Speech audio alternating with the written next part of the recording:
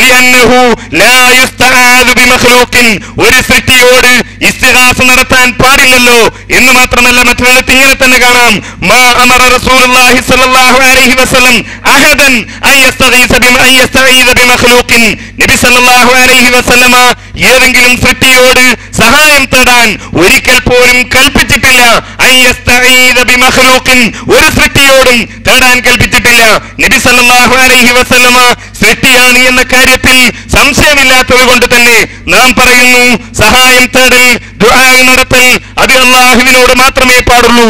ഈ തെളിവുകളുടെ അടിസ്ഥാനത്തിലാണ് മുജാഹിദുകൾ അല്ലാഹുവിനോട് മാത്രമേ പ്രാർത്ഥന നടത്താൻ പാടുള്ളൂ, അല്ലാഹുവിനോട് മാത്രമേ ഇസ്തിഗാസ നടത്താൻ പാടുള്ളൂ എന്ന് കൃത്യമായി വിശദീകരിക്കുന്നത്.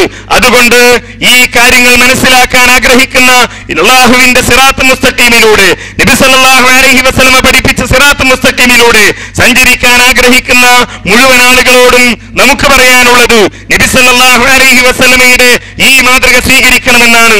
അമ്പിയാക്കളുടെ മാർഗമാണല്ലോ സിറാത്ത് മുസ്തഖീം. ഒരൊറ്റ നബിയും അല്ലാഹുവിനോടല്ലാതെ സഹായം തേടിയിട്ടില്ല. അവസാന നബിയായ നബി സല്ലല്ലാഹു അലൈഹി വസല്ലമയും അല്ലാഹുവിനോടല്ലാതെ സഹായം തേടിയതായി നമുക്ക് കാണാൻ കഴിയുന്നില്ല. ഈ വിഷയങ്ങൾ വിശുദ്ധ ഖുർആനിന്റെയും തിരുസുന്നത്തിന്റെയും അടിസ്ഥാനത്തിൽ, അതിന് പണ്ഡിതന്മാർ നൽകിയ വ്യാഖ്യാനങ്ങളുടെ അടിസ്ഥാനത്തിൽ ഈ വിഷയം ശ്രദ്ധയിൽപ്പെടുത്തുകയാണ്.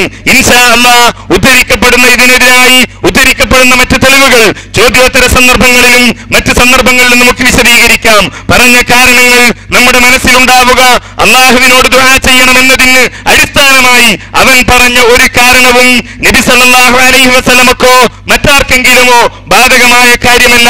അതുകൊണ്ട് അല്ലാഹുവിനോട് ദുആ ചെയ്യണം. മറ്റൊന്ന്, അല്ലാഹുവിനോട് ദുആ ചെയ്യാൻ അവൻ കൽപ്പിച്ചു, അതേപോലെ തന്നെ മറ്റാരോടും ദുആ ചെയ്യരുതെന്ന്